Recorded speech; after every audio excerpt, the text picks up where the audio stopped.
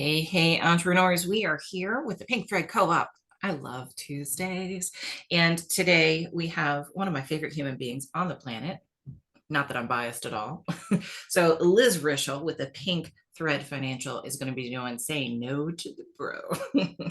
And I cannot wait. I love this title and I've been waiting and waiting. So without further ado, Miss Liz, the floor is yours. Hi, everyone. I'm so glad to be here. I love doing things with the Pink Thread Co-op, besides just the support that Denise and I are always giving our other co-stars. But I am pleased to be a co-star today. So I'm going to just kind of dive in. But first, I want to talk a little bit about why I created Pink Thread Financial. I spent several years in the personal finance space. I worked for a company called Edward Jones, which you probably are familiar with. They are a large corporate personal finance company and a great company to work for. But I really became aware of the fact that I wasn't quite able to serve the folks that I wanted to serve the most. So, folks would come to me and maybe they had all of their investments in a 401k at work, or they just didn't have the money to invest. And as you'll kind of learn as we go through the next few minutes, a lot of the times financial advisors, including the ones at Edward Jones, are paid with assets under management, which means that if you don't bring me your assets for me to manage, unfortunately, you can't pay me. There was no other way to pay me by the hour, for planning, anything else. So I decided that I wanted to become a financial coach. And a lot of folks don't understand necessarily what a financial coach is. They haven't seen it in their world. But what I am is a supporter and a nurturer and a mentor when it comes to financial education and financial competency. I do that specifically through aligning values with goals. It's kind of my filter for how we choose to spend each dollar that we have. I'm not an investment advisor anymore. I don't no longer hold a insurance license. So I have really trusted people in my network that I turn to when my clients need those folks. So I'm excited today, speaking of those folks, to talk a little bit about how to choose that financial professional in your life and how to make sure that we're keeping it a hole free. So let's pop over for some trivia. So, women control one third of the $10.9 trillion in assets. And by 2030, that number could triple. Uh, in the United States, women outlive men by an average of 5 years. And in heterosexual couples, women marry partners roughly 2 years older than them. That's an average. So by 2030, American women are expected to control much of the $30 trillion in financial assets that baby boomers possess right now. So a potential wealth transfer of that magnitude approaches the annual GDP of the United States. In other words, women are about to have even more control, more share of the wealth in the US. So we need to be extremely delicate and at the same time knowledgeable about how we're choosing to save and spend that money. And that's kind of the purpose of today's presentation. So you have a lot of professional financial professionals in your life. I tell you what, I can't talk today. It's my allergies. Some of these professionals are in your life long term, like your banker, maybe, but many of them only make appearances occasionally. So I'm talking about maybe quarterly or yearly, or maybe even only once. So, one of my favorite authors uh, is kind of financial thought leader. That's what I call him, Mitch Anthony. And he says, money goes into motion when life goes into transition. So, when we are making choices about the financial professionals in our lives, we have a duty to ourselves to find competent financial professionals that come from a place of teaching and kindness first. You have the right to understand your financial life, and getting there means A, building your financial literacy and competency, and B, learning how to find financial professionals that are right for your situation. So, one of the best ways to kind of get started in this journey is to understand, what do they do and how do they do it? So, not all financial professionals are the same, but a great way to start is to really understand what they do, how they do it. Real estate agents, mortgage lenders, insurance agents, tax preparers, they tend to be more project based.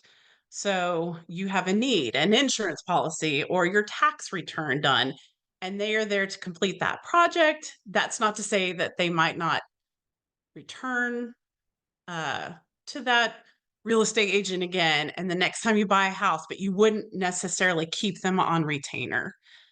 Financial advisors and accountants, they tend to work on a recurring basis.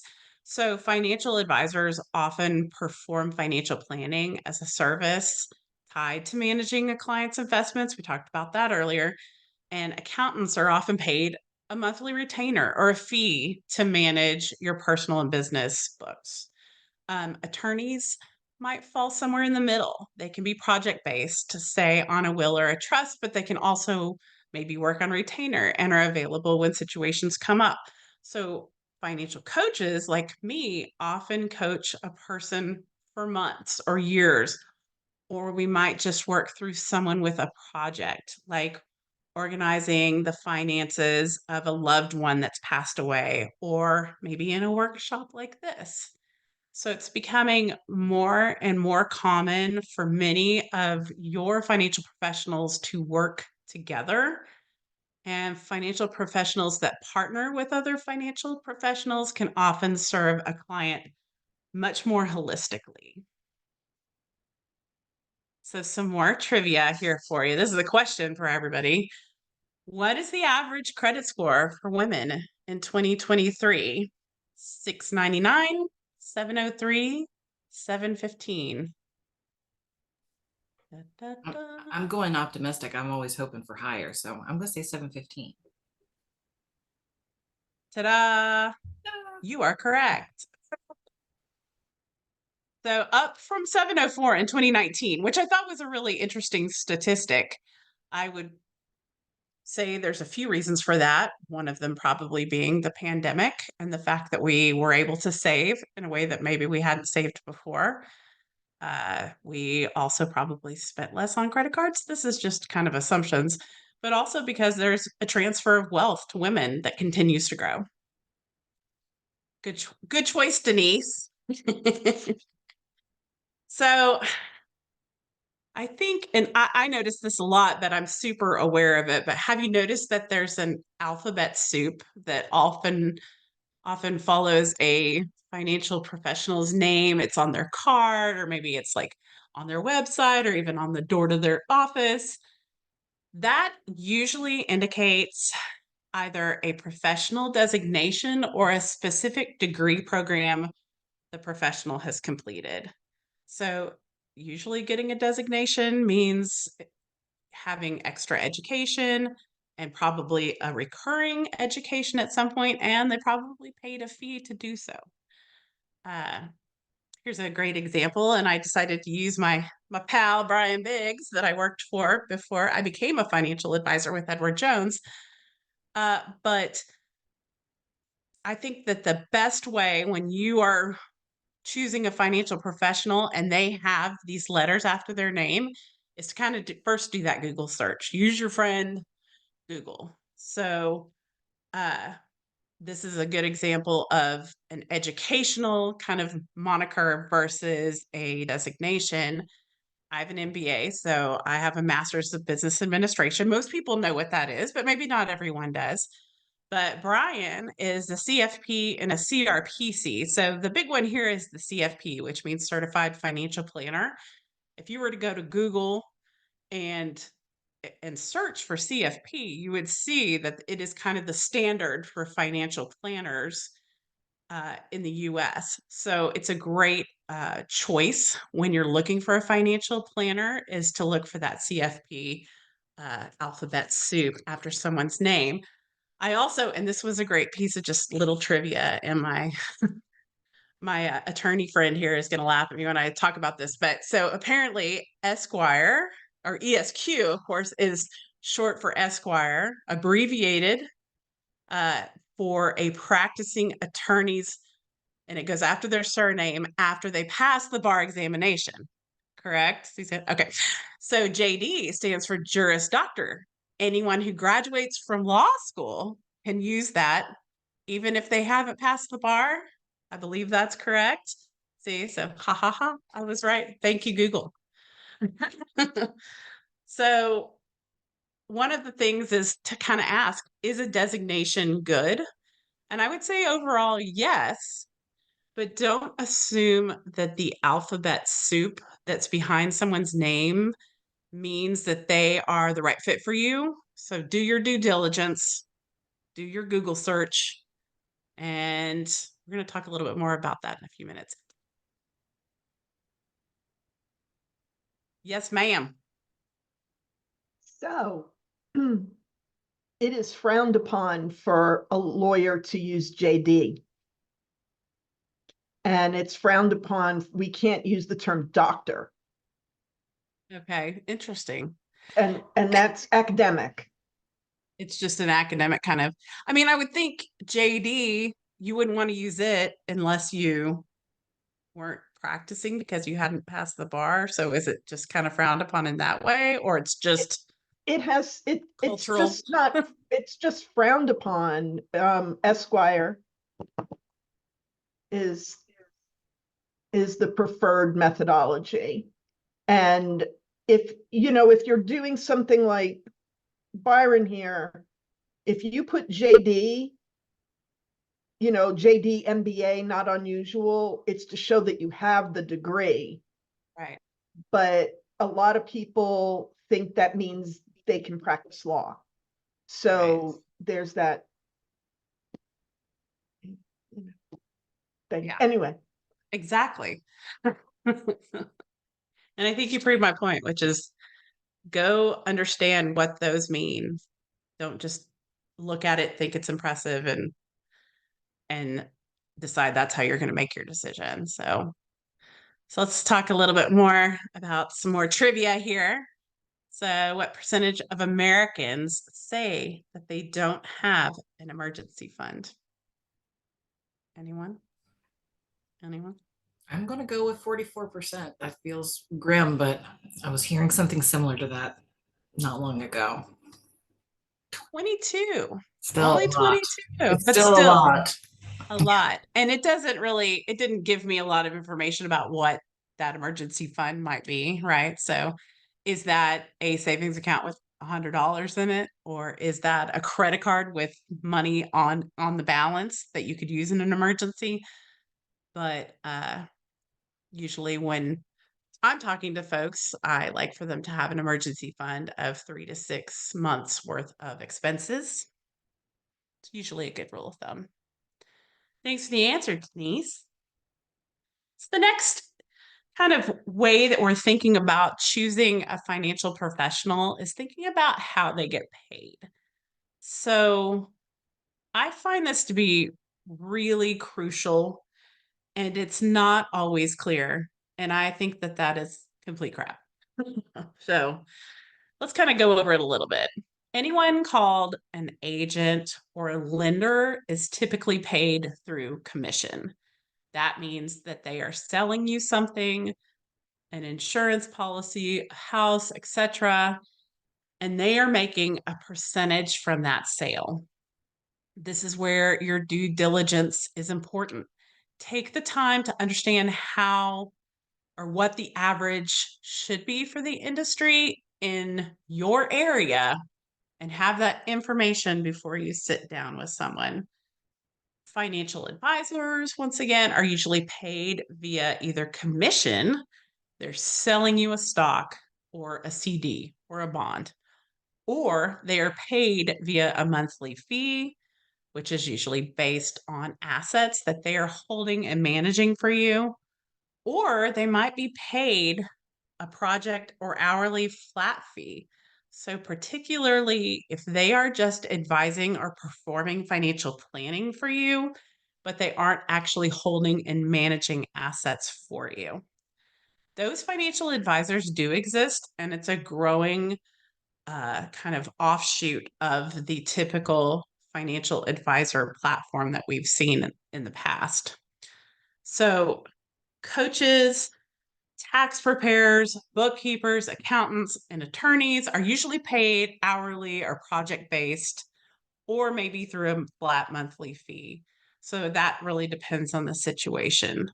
Um, how do you know if you're paying what you should? I use trusted websites like Investopedia, NerdWallet, and maybe MarketWatch to kind of do my research before I take the next step. Above all, your financial professional should always, always, always be super upfront about what you will pay and how you will pay it.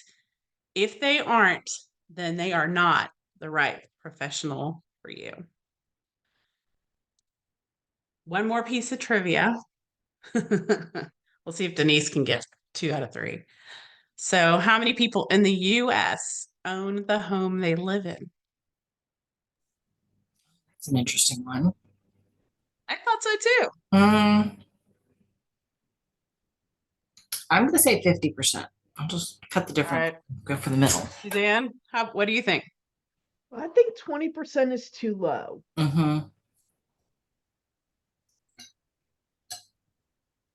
But I'm gonna, and part of me thinks 65% is too high, but I'm gonna go with it. You're right. 65%. And from what we're seeing, that percentage very likely is going down.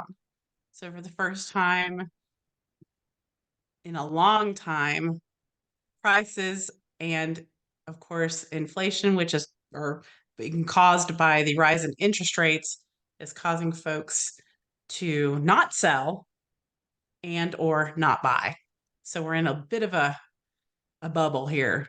I'll be interested to see where that percentage goes in the future. So this all sort of culminates here. How do you choose the right financial professional? We got some tips. So, number 1, ask for referrals. Ask trusted friends and work colleagues that have similar circumstances to yours. So if they are a 65-year-old millionaire and you are 25 and just starting out, maybe they aren't the right person to ask. Maybe they are if you trust them to give you real advice for your real life, but maybe they aren't.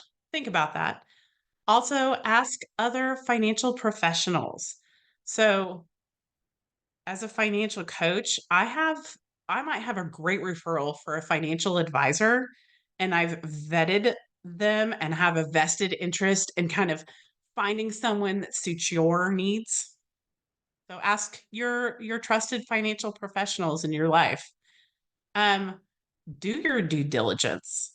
Understand what they do, how they do it, and what and how you should expect to pay. Remember, they should be extremely upfront with you about this. And if they aren't, it isn't right for you. It just isn't.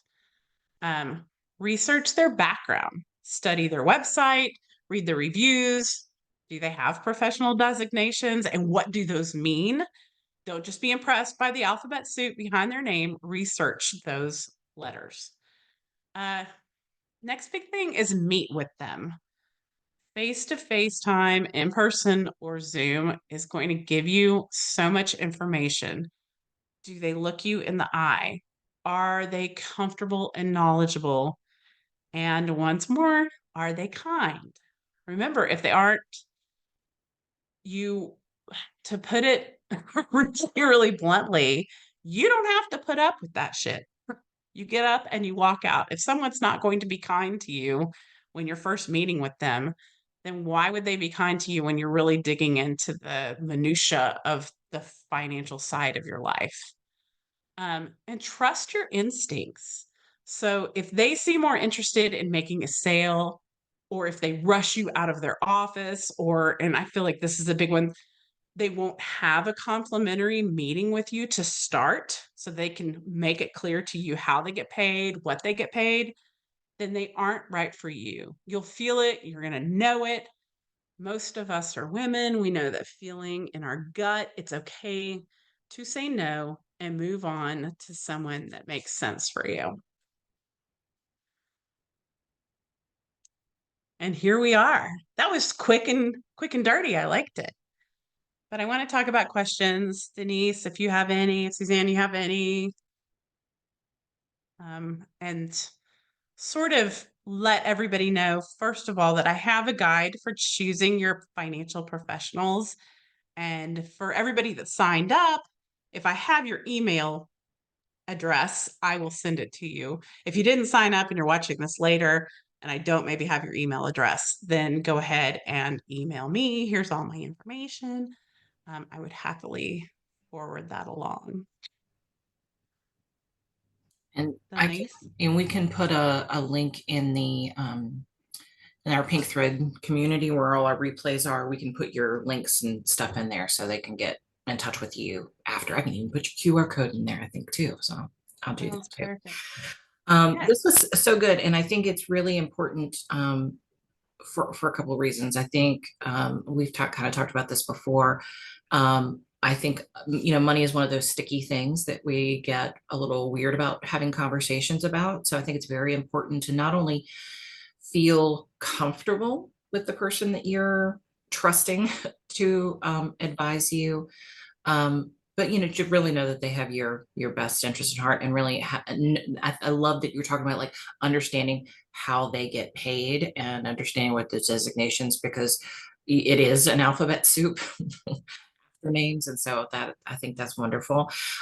If people needed I'm sure you have a list of trusted professionals and stuff that you refer on a regular basis, so that you're a good resource just even to have those conversations, much less your coaching and everything. Yeah.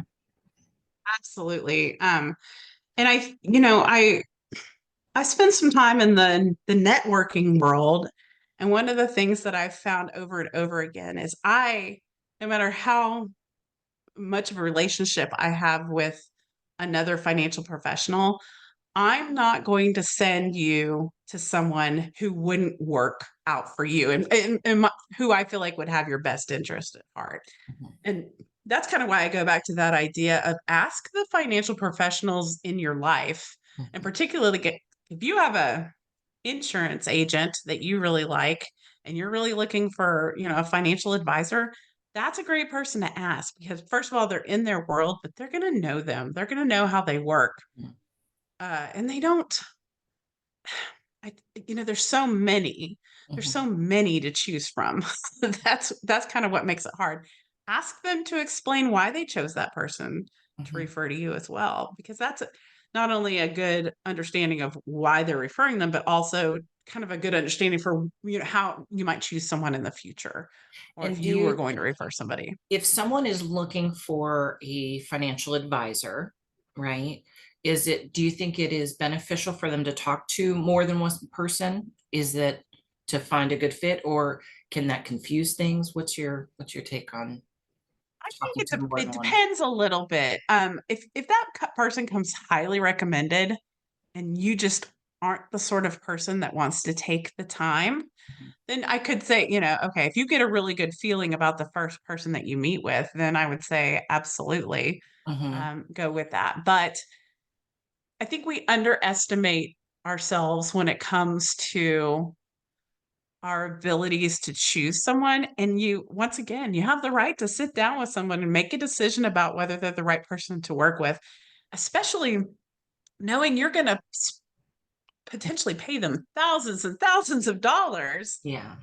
and I'm certain that everyone watching and everyone I talk to, they're strong women. They make their own choices, but we have not in the past necessarily been given the permission to say, this is why I want to choose the person I choose. Instead, often women's financial advisors, particularly, and often just their financial professionals in their life, have been chosen if they're married by their husband. And that's one of the things that we're really seeing as this move of wealth kind of washes over women in the next, what is it, 7 years? Because men die earlier, because women tend to be slightly younger than their spouses, and because men tend to be the choice makers when it comes to the financial professionals in their lives, they are literally walking in their financial advisors' offices, and 70% of the time, they are firing the financial advisor that their husband and they used, and they are finding a new one. 70%. It's huge. That's a lot. That's That is huge. insane. Yeah. Yeah. Yeah, that's a lot. So If I could, just- though, the one thing I would say from my lawyer hat Yes, is please if share. you're giving a recommendation and you're a professional yourself, sometimes you have to give 2 or 3 choices, because if Mhm. something goes wrong, Mhm. Absolutely. the person might come back and bite you too. Mhm. And I think I love that for a And so few reasons, because you that have to was required balance for that. me. Yeah. That makes Yeah. sense. And also, once again, if somebody is meeting with someone face to face first and they're having conversations with these folks, then more than one recommendation needs to be made, because they need to be able to compare and contrast folks. They don't, if you've never had a financial advisor before, you don't know what that conversation looks like. It's worth it to compare those folks and understand them as different people and what they might bring to the table. So I think I understand and Mhm. appreciate your side, but I also understand and appreciate the fact that that's probably the right way to do that anyway. Mhm. Uh, Yeah, I think it makes sense. No, I'm saying it from the point of view of the person making the recommendation. Yeah, yeah, just to make sure absolutely. that, yeah. To be careful that, I mean, if it's, Aunt Joan making the recommendation, it's different than And if if it's a it's professional, yeah, good point. Joan, the CPA, making the recommendation. Mhm. Yeah, That's a good point. I know good point. And when awesome. I was in real estate a million years ago, and when I was in real estate, it was like we had to, when offered a suggestion of loan officers. So if we're talking to somebody and they haven't been pre-qualified or pre-approved for a mortgage, then, we want to be able to give that information, but we can't just say, hey, go to Susie. We would Right. say, these are 3 trusted professionals, contact all of them, that way you're not steering them. Yeah, I have done that, though, is Mm. given one name and said, I think this person will do a good job for you, but if it doesn't work out, if Mhm. for some reason you're not gelling, I know 10 Yeah. other people I can Yeah, that's a recommend good to way to you. do it Yeah. too. And I think sometimes, and I actually, this came from a conversation that I was having with someone recently. She had bought a house. She had had I don't, what do you call it, Denise, or a dual. So the selling agent and the buying agent were the Yeah, dual same. agency, yeah. Yeah. And which was, in my opinion, a huge conflict of interest. It really can be. Then, Yeah, it's scary. yeah, and they were young, super young, in their early 20s, Mhm. and they were essentially sent to, like, here's your home inspector, here's your lender, and they didn't realize that they had a choice. Mhm. They just thought this was how we do it. You give me a name and I have to go with that person. And that was a really interesting conversation as well, because young homeowners are people that might not have that, are still working through that financial competency. Yeah. There are probably a good amount of women out there that if their husbands have been making the financial choices, they're smart and brilliant in every way, but they just weren't there Yeah, as they the just haven't been decision makers. exposed to that. Yeah. Yeah. How do you know that you actually have a choice in these particular matters? And Mhm.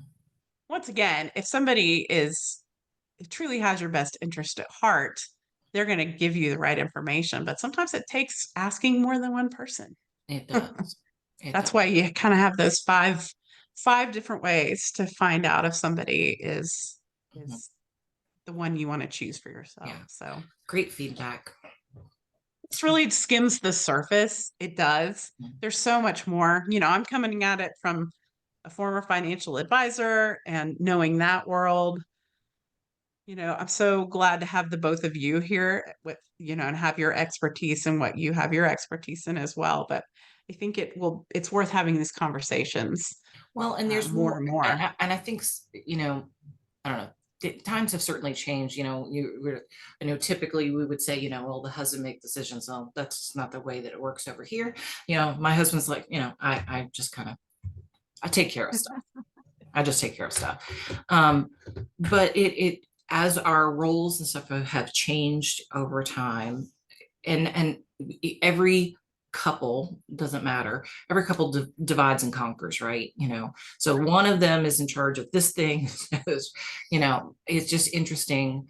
Um, as more and more women are business owners and more women, have more and more financial freedom, that we still feel like I need a little, I don't know, I hate that word permission, but it is, Yeah, it is like we have every right to question the people that we're working with and making sure that they are the right people for us. And absolutely. as we are investing and buying real estate and doing all of these things, we need to have trusted advisors in our corners. So I, Yeah. I love that you're Liz, I doing do this. have a question for you. Mhm. As someone who grew up with no money, Mhm. and frankly, parents who, one of whom is still not very financially savvy, um, do you find that people in general, and especially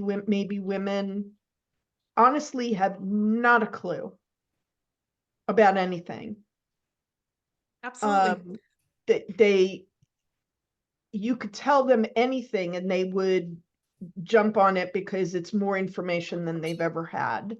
Um, I know for myself, a lot of what I've learned has been crawling in the trenches because I didn't have a good role model in some aspects, you know, to, one side of the family did have good saving background and knew how to pay the bills and whatnot, but nobody was in the stock market.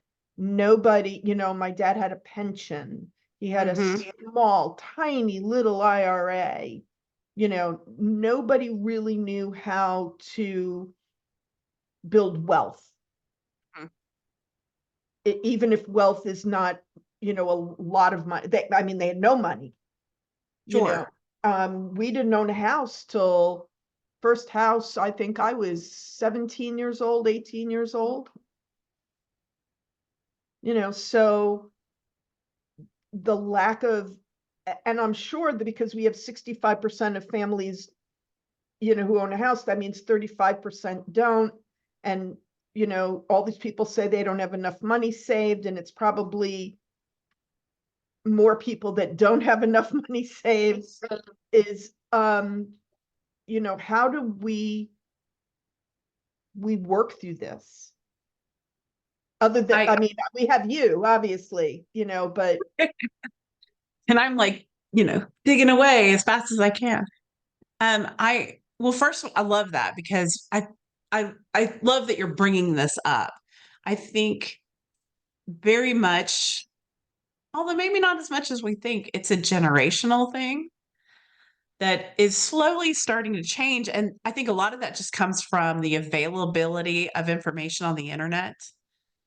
Um, but not always is that good information, right? I have a lot of folks that come to me and have come to me in the past and have listened to someone give very generalized or incorrect information on the internet and then have not understood why it doesn't apply to them. That's so common. But I think, once again, I'm making generalizations about things, but if women were already not part of the conversation, and then there was no conversation to really have because the assets weren't there in the first place, imagine how far they are from having any knowledge that could kind of drive the building of wealth.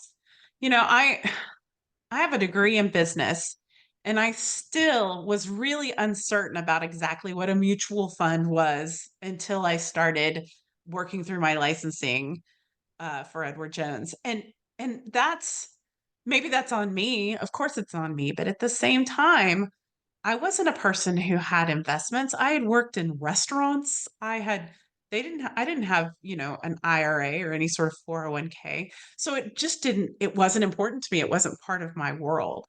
And so, whereas financial advisors are talking to folks about, hey, you've got money. Now let's figure out how we're going to spend it and save it and make it work for you. The financial coaching side, which I'm hoping just continues to grow, is about, hey, these things exist in the first place because folks just they don't even know. They don't even understand that that investing is something that they can do, or that paying off debt is approachable and not easy, but certainly not the challenge that it has to be if you have like a plan. So there's just a lot of that. And I think that comes from that a lot. And it's interesting to me because one of the things that I remember happening is that I walked into a meeting with my husband and our kind of financial guy when we first got married. And he spoke to my husband and not to me almost exclusively. And I remember thinking, sure, I don't have the assets. I'm not the one with the TSP or whatever, but at the same time, he's 9 years older than me. I'm gonna I'm very likely going to inherit all of this. And then I have no idea, and I have no relationship with you, and I have no idea what I'm talking about. You're going to start from zero at that point, and that's kind of why I do what I do. But I definitely see that more than makes me sad. It doesn't make me happy. It makes me uncomfortable because there's a need. And how we approach that, I'm not exactly sure, especially with folks that maybe aren't internet savvy.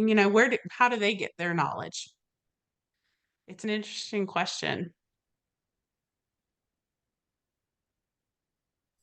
I just think having these conversations are exactly how we improve things, right? Yeah. Make sure that people, know that there's support, and I just think through wonderful people like you, that's how we learn. Aren't you sweet? Well, thank you guys. Thanks for being here and asking awesome questions. You're right. Well- We could go on and on with these conversations. Mhm. My appointment was short. I didn't think I'd be able to make it, but it was I'm short. glad you So I was did. able to jump on. And Suzanne, because of your feedback, I'm actually putting in stuff for July and August. Things will be on the website, so you will know about these things ahead of time, so you can plan things out. So And we thank just Yeah, keep it's we because keep my working through it. appointment calendar's 4 to 5 weeks out minimum. Yeah. Yeah. Okay. Well, I'm You I'm, know. I'm I'm putting up July stuff, and I already have one for August. I'm going to go ahead and put them on the website and put them in the group, so they'll be up there Awesome soon. sauce. Yeah.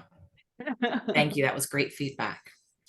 Yes, thank you. And thank y'all for Denise and I love the Pink Thread Co-op. We created it because we always talk about this, that we wanted to hear from these folks, and it's completely selfish on our part. And thanks to Denise and her tech kind of thoughtfulness, we are able to share it with the greater world. But please, if you are watching or if you're watching on a recorded video, please, invite your friends. We have that Facebook group Mhm. at Pink Thread Co-op. We also just want to hear your voices and hear what you have to say to women entrepreneurs and women in general. Yeah, and if you have ideas of how we can, support you, other kinds of education that you would like, more specific education, let us know. We take requests. We will Yeah, do we our best do. to find out, find other resources. That's what we're here to do. Awesome. Well, if you will let me share, Liz, I will actually talk about our upcoming things real Yes, quick, please. and then we Oh, I guess can, I have to stop sharing. Hold on. if you don't mind. Okay. And here we go. Okay, so I'm actually on our website, our Pink Thread Co-op. So our next event, we have virtual networking on the 30th from 2 to 3. So if you can make it, we had, I don't know, I think 6 or so of us last time, and we had such good conversations and good connections. So I hope everyone will consider joining us.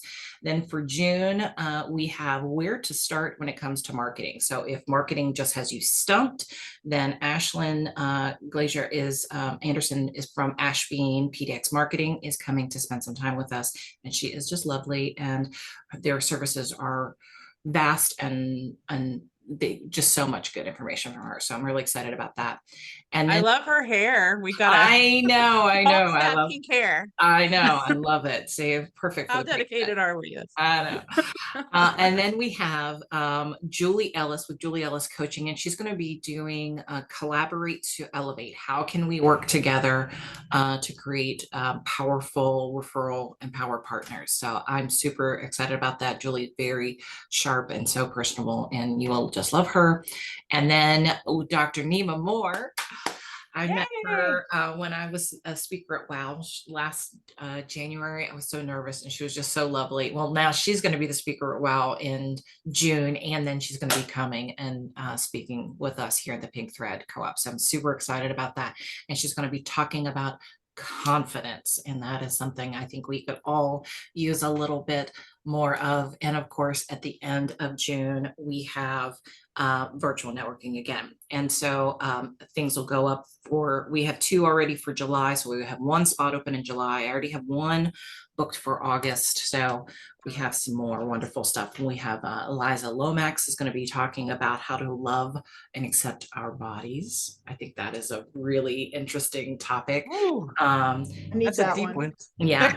And then we also have Nicole Curtis she's a mortgage lender. She's going to be talking about how to get pre-qualified. How do you buy a house when you are self-employed? Because that is a whole different beast. So that's going to be coming in July too. So all those things will be up. And yes, you can absolutely come and join us at the Pink Thread Co-op Facebook page, but you can actually join the co-op on the website, and then you have access to all the recordings that everything that we've recorded since we started this in February. So all that stuff Becky Stickley in February. She was on yes, first. she's the one that kicked us all off. So all of those wonderful things are in there, and how to contact those co-stars. And you never know when you find, a great referral partner or somebody that can help you grow in your own business. So here we go. All right, ladies, anything else before we wrap up? No, ma'am. I'm Thank so you glad. guys for I'm glad you were awesomeness. able to make it, and I will let you know as soon as those things are up on the calendar, Suzanne, so you can put them on Thank you we for try to do everything on the same dates. They are almost always on Tuesdays. We try to be consistent. yeah. Well, good to see you both. Good to see you too. All righty. Thank you so much. Bye. Thanks everybody.